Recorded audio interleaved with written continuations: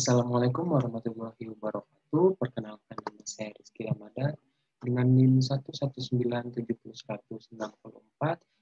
Di sini saya akan menjelaskan atau menyelesaikan tugas yang diberikan oleh dosen saya pada mata kuliah Inventory Control. Saya merupakan mahasiswa Matematika Fakultas Sains dan Teknologi UIN Sunan Gunung Jati Bandung. Nah, di sini saya akan menjelaskan mengenai pengantar perencanaan produksi dan pengendalian persediaan. Nah, di sini saya akan menjelaskan materi yang sudah saya dapatkan selama perkuliahan dari awal semester hingga pertengahan semester ini. Nah, sebelumnya saya akan menjelaskan mengenai pengantar perencanaan produksi dan pengendalian. Perencanaan produksi merupakan aktivitas mengevaluasi fakta di masa lalu dan sekarang, serta mengantisipasi perubahan dan kecenderungan di masa mendatang untuk menentukan strategi dan penjadwalan produksi yang tepat guna mewujudkan sasaran memenuhi permintaan secara efektif dan efisien. Nah, sedangkan pengendalian produksi sendiri merupakan aktivitas mengendalikan atau memastikan seluruh rangkaian aktivitas yang telah direncanakan agar terlaksana sesuai dengan target dan sasaran yang ditetapkan, sekalipun terdapat beberapa perubahan dan penyesuaian yang terjadi. Dengan kata lain, perencanaan produksi dan pengendalian merupakan aktivitas merancang serta mengendalikan material yang masuk dalam sistem produksi, baik bahan baku maupun bahan pembantu, sehingga dapat mengalir sistem produksi dan keluar dari sistem produksi, baik dalam bentuk produk jadi maupun spare part. Sehingga permintaan dapat dipengaruhi dengan efektif dan efisien, tepat dalam jumlah, tepat dalam waktu pemasaran, dan tepat dalam biaya produksi minimum. Nah, tujuan dari pengantar perencanaan produksi dan pengendalian perencanaan merupakan yang pertama, perusahaan berproduksi efektif dan efisien. Yang kedua, mengusahakan agar perusahaan dapat menggunakan modal seoptimal mungkin dan dapat menguasai pasar yang luas. Yang ketiga yaitu meramalkan permintaan produksi yang dinyatakan dalam jumlah produk sebagai fungsi dalam jangka waktu. Yang keempat yaitu memonitoring permintaan yang aktual. Yang kelima yaitu menetapkan sistem persediaan dan ekonomi. Nah, hal-hal yang perlu dilakukan ketika dalam meramalkan perencanaan produksi dan pengendalian perencanaan. Yang pertama itu kita harus menentukan jumlah terlebih dahulu, jumlah produk yang akan diproduksi maupun jumlah produk yang akan dijual nantinya. Yang kedua yaitu menentukan waktu. Nah, menentukan waktu kapan produksi akan dimulai dan kapan produk ini akan mulai diproduksi dan kapan produk ini akan selesai dan dimulai dijual. Nah, yang ketiga menentukan bahan baku dari produk yang akan kita buat sehingga produk dapat berkualitas. Hanya lingkup perencanaan yang dibutuhkan sama seperti kita membuat sebuah artikel atau jurnal, kita menggunakan 5W1H. Yang pertama yaitu why, artinya mengapa. Nah, di sini menjelaskan tentang produk apa yang dibuat dan mengapa produk ini yang dipilih untuk dibuat. Nah, ini berisikan tentang latar belakang mengenai produk tersebut. Nah, yang kedua yaitu what, yang berarti apa. Nah, di sini berisikan tentang produk apa yang dibuat atau dipesan oleh beberapa konsumen dalam jangka waktu tertentu. Nah, yang ketiga yaitu who, yaitu siapa. Nah, di sini berisikan tentang siapa target dari produksi ini, kemudian dari produk ini siapa tenaga kerja yang digunakan, kemudian mesin-mesin yang digunakan, kemudian peralatan-peralatan yang digunakan selama produksi berjalan, kemudian alat-alat bantu ketika produk ini dibuat. Selanjutnya yaitu when atau kapan. Kapan ini berisikan tentang kapan produk ini akan dimulai dibuat, kapan produk ini akan mulai diproduksi dan berhenti produksi, dan kemudian kapan pula produk ini akan selesai diproduksi sehingga dapat dijual. Selanjutnya yaitu where, yaitu di mana. Nah, di mana ini berisikan tentang lokasi produk ini akan dibuat, akan diproduksi dan akan dilaksanakan, dan di mana produk ini akan dipasarkan setelah nanti produk ini jadi. Selanjutnya yaitu how. How ini berisikan tentang bagaimana, yaitu bagaimana metode-metode kerja yang digunakan ketika memproduksi produk ini. Selanjutnya saya akan menjelaskan tentang tingkat perencanaan dalam perencanaan produksi dan pengendalian perencanaan. Nah, perencanaan produksi, tingkat perencanaan ini terbagi atas 3. Yang pertama, perencanaan jangka panjang. Nah, contohnya dalam kegiatan peramalan perencanaan jumlah produk dan penjualan, serta perencanaan produksi, perencanaan kebutuhan mesin dan sumber daya, dan perencanaan finansial. Nah, itu contoh perencanaan jangka panjang. Kemudian yang kedua yaitu perencanaan jangka menengah. Dan contoh perencanaan jangka menengah ini contohnya itu merencanakan kebutuhan kapasitas, perencanaan material, membuat jadwal induk produksi atau JIP, kemudian merencanakan kebutuhan distribusi. Nah, yang ketiga yaitu perencanaan jangka pendek. Perencanaan jangka pendek ini contohnya dalam penjadwalan perakitan, perencanaan dan pengendalian input dan output, mengendalikan kegiatan produksi, perencanaan dan pengendalian pembelian manajemen proyek atau MEMPRO. Selanjutnya, aktivitas.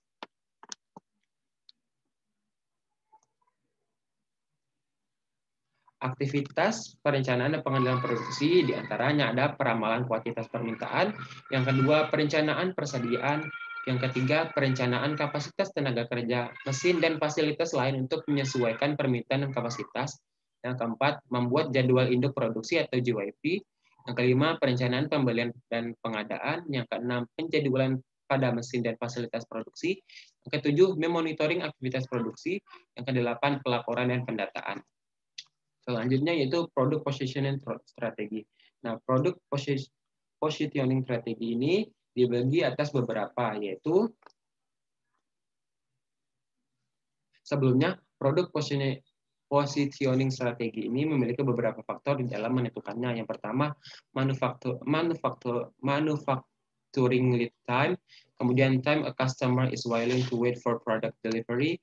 Yang ketiga, degree of customizing degree by the customer. Nah, yang pertama yaitu ada engineering to order. Nah, engineering to order ini merupakan proses produksi yang akan dilakukan apabila konsumen meminta produsen untuk membentukkan produk yang dimulai dari desain dan perencanaan. Nah, contoh produk dalam engineering to order merupakan kapal, gedung bertingkat, jembatan, rumah, pagar, dan lain-lainnya.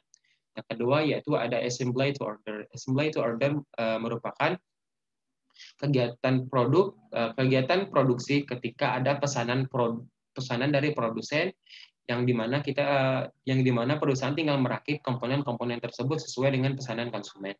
Nah, contoh dari assembly to order merupakan dalam contoh perusahaan mobil, industri otomotif, komputer komersial dan lain-lainnya. Yang ketiga yaitu make to order. Make to order merupakan produksi produk yang merupakan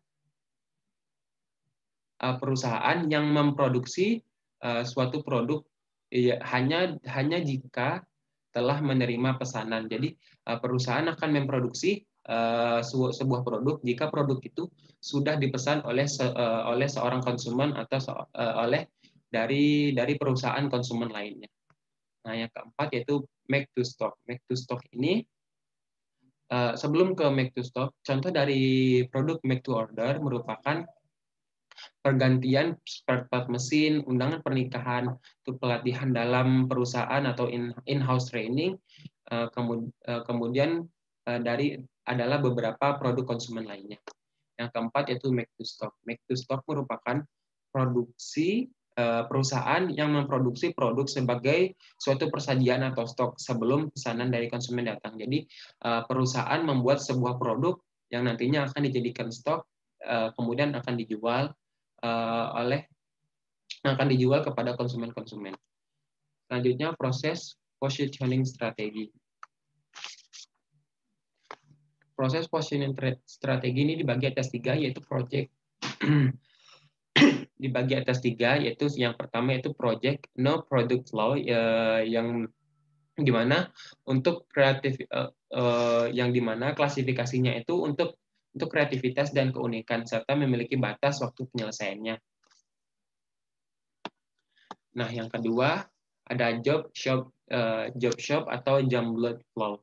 Nah, jumbled flow ini merupakan yaitu mengorganisasikan peralatan dan tenaga kerja ke dalam konsentrasi kerja berdasarkan jenis pekerjaannya. Yang kedua yaitu ada line flow. Line flow ini terdiri atas 3, yaitu small batch, large batch, dan continuous line flow. Nah, yang pertama itu small batch. Small batch ini memiliki semua karakteristik dari line flow, tetapi tidak memproduksi produk yang sama terus-menerus. Jadi, ketika produk yang diproduksi sebelumnya setelah habis stoknya, maka perusahaan dengan karakteristik small batch line flow ini tidak akan memproduksinya lagi, tetapi memproduksi produk yang baru. Kemudian ada large batch. Large batch ini memproduksi produk diskrit dalam ukuran besar untuk masing-masing jenis produk. Jadi untuk beberapa produk itu diproduksi secara massal atau besar-besaran. Nah, yang kedua yaitu continuous line flow. Nah, continuous line flow ini produksi yang dilaksanakan terus-menerus. Contohnya dalam pembuatan semen, baja, gula, garam ya. Walaupun produk itu sudah habis stoknya, maka akan diproduksi lagi dan lagi karena itu merupakan kebutuhan rumah tangga atau konsumen yang sangat primer, yang sangat dibutuhkan. Selanjutnya yaitu elemen-elemen dalam sistem perencanaan dan pengendalian produksi. Yang pertama yaitu ada business planning, yang kedua yaitu ada demand management, yang ketiga ada marketing planning, yang keempat ada aggregate planning, yang kelima ada resource planning, yang keenam ada master production scheduling, yang ketujuh ada rollout capacity planning, yang kedelapan ada final assembly schedule, yang kesembilan ada inventory record, yang ke-10 ada master requirement planning, yang ke-11 ada capacity requirement planning, yang ke-12 ada production activity control, yang kelima itu purchasing atau penghargaan atau pelabelan harga, yang ke-14 adalah performing measurement. Nah, ini merupakan penunjukan atau pemameran dari produk yang sudah diproduksi yang nantinya akan dijual. Selanjutnya,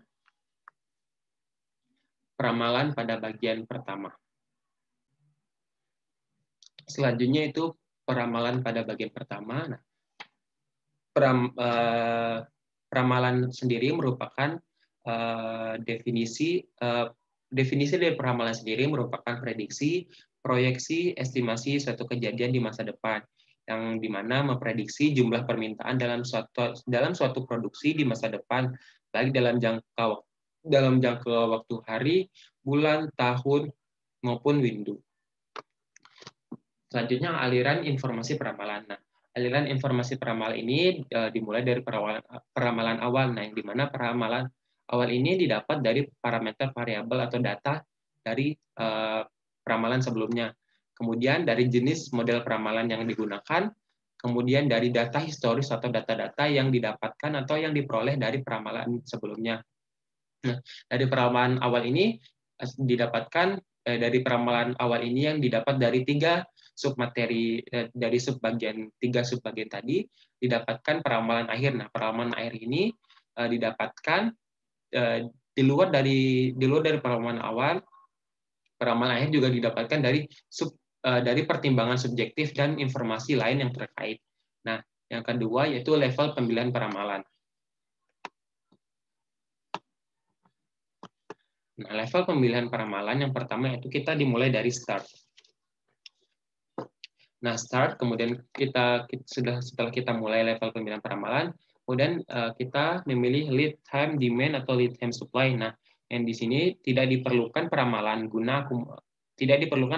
secara efektif karena menggunakan akumulasi permintaan pelanggan. Yang kedua yaitu jumlah produk akhir terbatas. Nah, di sini level pemilihan peramalan ini ketika peramalan masing-masing memiliki produk akhir sendiri. Jadi kayak produk sebelumnya itu memiliki produk akhir seperti apa, dari peramalan sebelumnya itu memiliki produk akhiran seperti apa. Selanjutnya itu jumlah kelompok produk jumlah kelompok produk akhir terbatas. Nah, dari pada level peramalan ini, peramalan masing-masing kelompok produk akhir guna mempresentasikan popularitas dari jumlah produk akhir. Jadi di sini dilihat ketika sebuah peramalan menghasilkan produk. Nah, dari produk itu bagaimana popularitas produk itu di pasaran.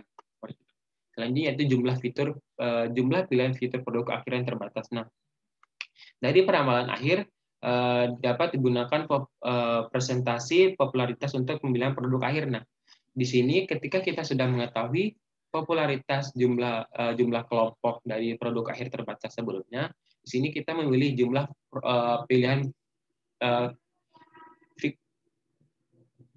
fitur akhir. Jadi kayak dari produksi yang ada, kemudian terdapat beberapa fitur-fitur. Nah, setelah kita dapat memilih produknya, kemudian kita memilih fitur-fitur yang akan kita ramalkan lagi dari presentasi popularitas fitur itu di peramalan sebelumnya. Nah, kemudian dapatlah peramalan masing-masing dari produk-produk akhir. Jadi ketika kita sudah menganalisa peramalan sebelumnya, kemudian kita bisa meramalkan kembali pada produk baru atau produk yang serupa. Kemudian dapatlah terhasilkan produk baru. Kemudian dari peran peramalan sendiri itu terdapat dua, yaitu jangka panjang dan jangka pendek. Nah, jangka panjang sendiri itu merupakan perencanaan bisnis, yang dimana perencanaan bisnis ini sama seperti yang dilakukan peran peramalan pada jangka pendek, yaitu peran perencanaan produksi atau perencanaan agregat. Nah, dari perencanaan bisnis kemudian muncullah perencanaan produksi. Dari perencanaan produksi sendiri akan muncul jadwal induk, yang dimana yang digunakan untuk penjadwalan produksi. Nah, kemudian dari jadwal induk ini muncullah roadmap capacity planning. Nah, dari roadmap capacity planning ini didapat dari jadwal induk sendiri. Nah, dari roadmap capacity planning ini dibagi menjadi dua, yaitu perencanaan material dan perencanaan kapasitas. Nah, dari perencanaan material ini muncullah perencanaan kapasitas, tetapi dari perencanaan material sendiri akan muncul pengendalian material, dan dari perencanaan kapasitas akan muncul pengendalian kapasitas. Nah, dari perencanaan material dan perencanaan kapasitas ini didapatkan dari roadmap capacity planning, yang kemudian didapatkan dari jadwal induk seperti itu. Selanjutnya itu ada karakteristik peramalan. Yang pertama, peramalan selalu salah atau selalu fleksibel atau tidak terkejut atau tidak selalu tepat. Jadi peramalan itu bisa jadi salah.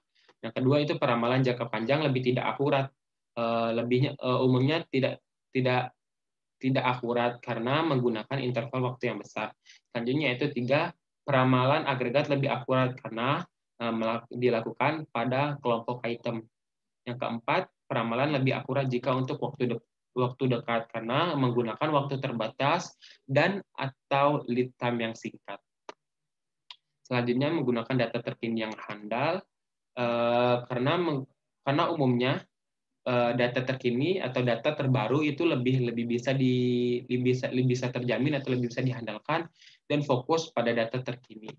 Selanjutnya itu gunakan data titik terdekat konsumen. Jadi semakin jauh perusahaan dari konsumen, maka semakin besar distorsi informasi yang diterima dan semakin tidak akurat hasil peramalan. Gunakan data dari titik terdekat dengan konsumen. Jadi semakin tidak terkenal perusahaan tersebut, maka makin susah, makin banyak misinformasi yang diterima oleh konsumen terhadap perusahaan tersebut. Selanjutnya itu dilakukan dengan independent item. Jadi peramalan ini dilakukan pada independent item guna menentukan jumlah kebutuhan unsur penyusunan independent item sendiri mengikuti jumlah permintaan produk akhir. Selanjutnya itu pertimbangan memilih metode peramalan. Nah, pertimbangan pemilihan metode peramalan yaitu dengan cara yang pertama akurat. Akurat berarti peramalan harus berdasarkan error, walaupun error itu sekecil mungkin atau hanya bernilai 0, sekian. Selanjutnya yaitu tidak bias, maksudnya peramalan tidak selalu di atas atau overestimate, tetapi harus aktual maupun di atas maupun di bawah estimasi, seperti itu. Harus merupakan nilai aktual. Selanjutnya yaitu responsif terhadap perubahan. Yang ketiga yaitu tidak terpengaruh atau mudah dipahami oleh keadaan yang tidak umum dan jarang terjadi. Yang ketiga tidak terpengaruh. Yang keenam yaitu tepat waktu sesuai dengan tujuan peramalan. Yang kelima yaitu biaya yang efektif dan efisien. Selanjutnya, klasifikasi peramalan. Klasifikasi peramalan ini merupakan model foresting. Nah, model foresting ini dibagi menjadi dua, yaitu kuantitatif statistik. Nah, kuantitatif statistik ini dibagi atas dua, yaitu projektif dan kausal. Nah, yang kedua yaitu pembagian dari model forecasting. Yang kedua yaitu kualitatif, yaitu judgmental. Nah, judgmental ini merupakan pengumpulan opini dari konsumen. Bisa dari opini ahli, bisa dari survei pasar yang kita lakukan, bisa juga dari Delphi. Selanjutnya,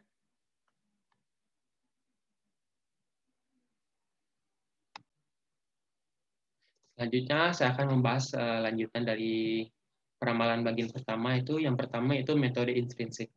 Metode intrinsik ini terbagi berdasarkan data historis, peramalan yang efisien, kemudian untuk produk cocok untuk produk yang bervolume besar dan bervariasi.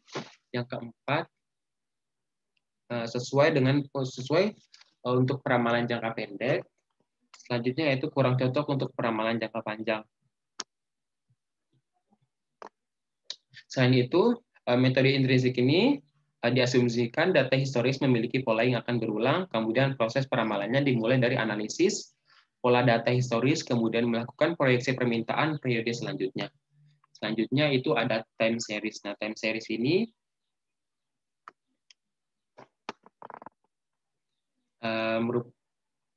terbagi atas beberapa. Selanjutnya, time series ini merupakan termasuk produk metode intrinsik yang sangat populer dan umum digunakan. Kemudian data yang digunakan dalam bentuk interval atau dalam waktu discrete. Kemudian waktu pengamatan diambil dari data sebelum sampai periode peramalan saat ini. Kemudian prediksi permintaan menggunakan hubungan antara permintaan dan waktu. Selanjutnya, satuan waktu yang umum digunakan dalam sistem inventory control adalah dalam bulan. Kemudian, definisi time series yang digunakan menggunakan definisi terserine, yaitu yang dikemukakan pada tahun 1994 yang mendefinisikan waktu T tidak selalu tepat tanggal observasinya. Nah, jenis-jenis metode time series ini, yang pertama ada metode naif. Metode naif ini berdasarkan permintaan periode terakhir, sangat sederhana tanpa perhitungan matematis yang sangat bisa dikatakan sedikit ribet. Selanjutnya yang ketiga yaitu peramalan. Metode selanjutnya menggunakan data permintaan aktual tepat satu periode sebelumnya. Yang keempat yaitu metode ini digunakan pada saat diharapkan permintaan selanjutnya. Selanjutnya dengan data terbaru. Yang kelima, cocok untuk data permintaan yang memiliki variasi yang sangat kecil antara periodenya. Yang selanjutnya, metode ini merespon pola tren dengan baik, tidak mengakomodasi pola musiman seperti kayak produk musim-musim lebaran atau musim tahun baru. Selanjutnya, kelemahan dari metode ini sangat terpengaruhi oleh keadaan secara acak. Nah, untuk rumus-rumus yang digunakan pada metode time series ini akan saya jelaskan pada video selanjutnya, sehingga saya pada video ini akan menjelaskan tentang secara ringkas mengenai pembagian dari metode time series ini. Selanjutnya yaitu ada simple average. Nah, pada metode ini disebut juga sebagai rata-rata aritmatik, yaitu membagi seluruh data yang tersedia dengan jumlah produk yang lainnya. Yang selanjutnya menghilangkan fluktuasi karena data random, namun tidak mengakomodasi adanya data tren dan mengabaikan data musiman. Selanjutnya, dasar pemilihan metode simple average adalah karena kemudahan perhitungannya yang sangat simpel. Akan tetapi lebih simpel perhitungan dengan metode naif.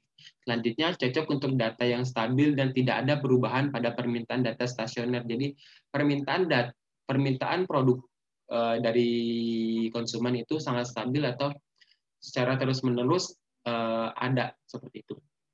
Selanjutnya itu metode moving average. Nah, metode moving average ini merata-ratakan permintaan aktual sejumlah periode. Jadi kayak seperti periode yang digunakan itu dalam periode 3 bulan, 3 tahun, atau beberapa bulan. Seperti contohnya 3 bulan atau 3 tahun, seperti itu. Selanjutnya, moving average merupakan kombinasi antara metode naif dan simple average. Nah, yang ketiga yaitu nilai periode atau N yang digunakan berdasarkan simulasi dengan mempertimbangkan situasi kejadian real di lapangan. Kemudian tujuan dari metode ini untuk melibatkan periode permintaan yang sesuai sehingga faktor acak dapat dikurangi. Selanjutnya, perhitungan moving average berubah seiring dengan perubahan waktu. Perubahan waktu dan data yang baru ditambahkan dan data lama dihapuskan. Selanjutnya, weak moving average. Nah, weak moving average ini merupakan moving average yang memberikan bobot yang sama pada setiap periode, tetapi pada metode ini setiap data yang diberikan memiliki bobot yang berbeda-beda. Selanjutnya yaitu data terbaru memiliki bobot terbesar. Kemudian contoh dari penggunaan metode ini yaitu pada peramalan permintaan yang baru saja baru saja muncul atau baru saja diperkenalkan atau diluncurkan. Selanjutnya, exponential smoothing. Exponential smoothing ini pada umumnya digunakan pada peramalan penjualan produk secara individu, mengatasi kendala pada moving average yang memerlukan memori cukup besar dalam menyimpan data yang lebih kecil. Selanjutnya, membutuhkan penyimpanan data lebih kecil. Kemudian, seluruh data histori diperhitungkan dan permintaan aktual terakhir diberi bobot lebih besar. Selanjutnya, exponential smoothing dengan tren. Nah, jadi exponential smoothing ini dibagi menjadi beberapa, salah satunya yaitu dengan tren. Nah, dengan tren ini, formula yang digunakan pada exponential smoothing dengan tren ini yaitu formula Brown yang dikemukakan pada tahun 1959 yang disebut dengan double exponential smoothing yang menggunakan satu konstanta smoothing yaitu alpha yang nantinya akan diketahui di setiap permasalahan persoalan yang nantinya akan kita selesaikan bersama atau dalam sebuah perusahaan. Selanjutnya, pada metode ini juga menggunakan metode Holt and Winter yang menggunakan 2 parameter. Selanjutnya pada metode ini menggunakan rumus dari Tersine yang dikemukakan pada tahun 1994 yang nantinya akan kita bahas pada video selanjutnya. Selanjutnya yaitu exponential smoothing dengan musim. Nah, exponential smoothing dengan smoothing ini terdapat periode permintaan tinggi dan rendahnya. Kemudian pada ini bersifat periode tahunan, jadi 1 tahun, 2 tahun, 3 tahun. Kemudian terdiri dari sejumlah periode sebelum pola data berulang. Kemudian indikator yang menunjukkan variasi musim disebut dengan indikasi musim. Indeks musim ini yang digunakan untuk menyesuaikan peramalan dengan pola musim selanjutnya. Yaitu gabungan dari exponential smoothing dengan tren dan musim. Nah, exponential smoothing dengan tren dan musim digunakan jika tren dan musim terindikasi mempengaruhi perilaku data. Maka exponential smoothing dengan koreksi tren dan musim dapat digunakan.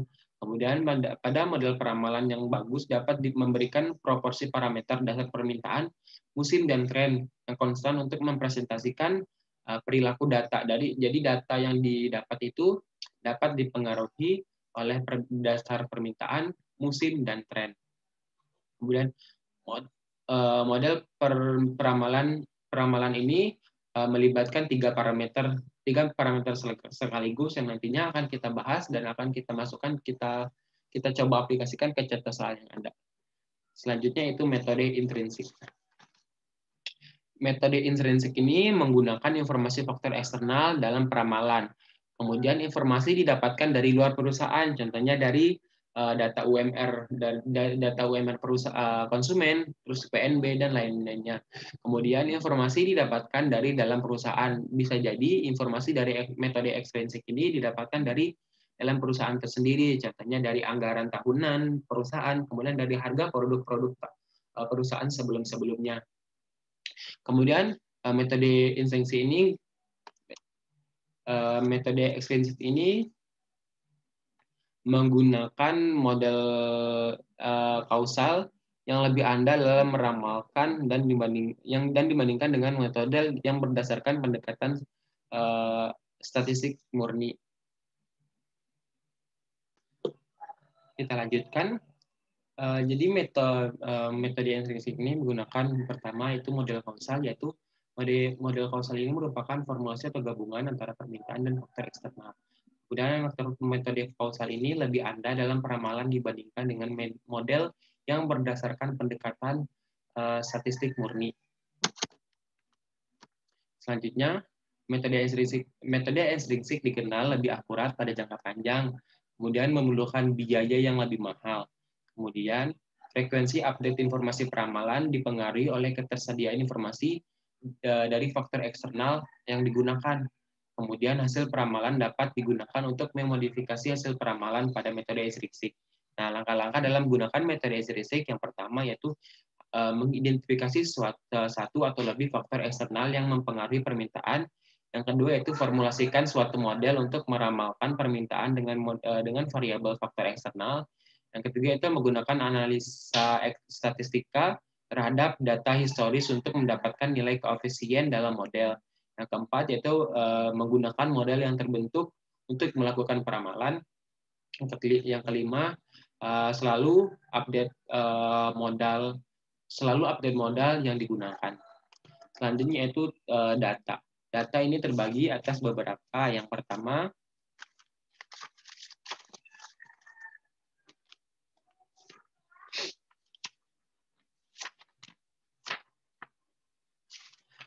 yaitu filter domain. Nah, filter domain ini digunakan perlu adanya sistem untuk mengidentifikasi kejadian permintaan yang tidak umum. Selanjutnya yaitu order versus pengiriman. Nah, pada data ini terdapat kesalahan peramalan yang sering terjadi, yang sering disebabkan oleh kesalahan identifikasi antara informasi permintaan sesungguhnya dengan informasi pengiriman. Selanjutnya yaitu perubahan harga. Perubahan harga ini terdapat kesalahan interpretasi data, juga dapat disebabkan oleh perubahan harga. Yang keempat yaitu kualitas data. Kualitas data ini merupakan fasilitasi kualitas data yang sangat penting, karena tidak ada satupun metode peramalan yang dapat mengelola data yang salah menjadi hasil peramalan yang akurat. Selanjutnya yaitu perhitungan error. Perhitungan error ini dibagi menjadi beberapa. Yang pertama yaitu MAD yaitu Mean Absolute Deviation dengan rumus yang sudah tertampil di layar teman-teman. Kemudian yaitu MST yaitu Mean Square Error. Yang kedua yaitu MAPE yaitu Mean Absolute Percent Error. Yang keempat yaitu ME yaitu Mean Error. Yang kelima yaitu MPE yaitu Mean Percent Error. Yang keenam yaitu TS yaitu tracking signal yang bisa kita cek ketika produk yang kita akan dapatkan nantinya memiliki nilai error.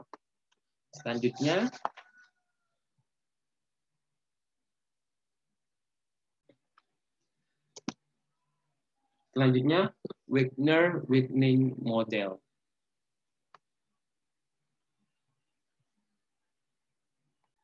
Selanjutnya yaitu Wigner-Whitney model. Model Wigner-Whitney. Nah, yang berarti yang merupakan teknik plot sizing yang menghasilkan perhitungan biaya optimal secara implisit mencoba seluruh kemungkinan kombinasi pemesanan. Kemudian prosedur optimasi ini, teknik ini menggunakan prosedur optimasi didasari oleh model pemrograman dinamis dengan tujuan untuk mendapatkan strategi pemesanan yang optimum untuk seluruh jadwal kebutuhan bersih dengan jalan meminimasi total ongkos pengadaan dan total ongkos simpanan. Yang ketiga itu algoritma yang digunakan sangat sederhana menggunakan 3 cara. Yang pertama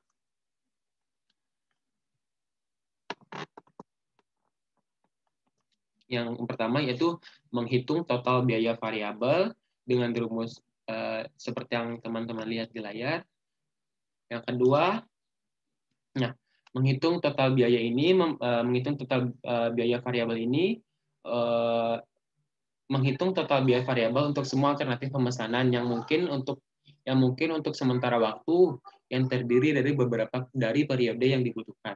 Selanjutnya, menghitung biaya total pemesanan optimasi. Nah, menghitung biaya total variabel yang ditambah dengan variabel-variabel periode sebelumnya, yang dimana pada jumlah periode tertentu yang nantinya algoritma dimulai dari biaya variabel bernilai 0 dengan rumus seperti yang teman-teman lihat di layar. Yang ketiga, menerjemahkan solusi optimasi.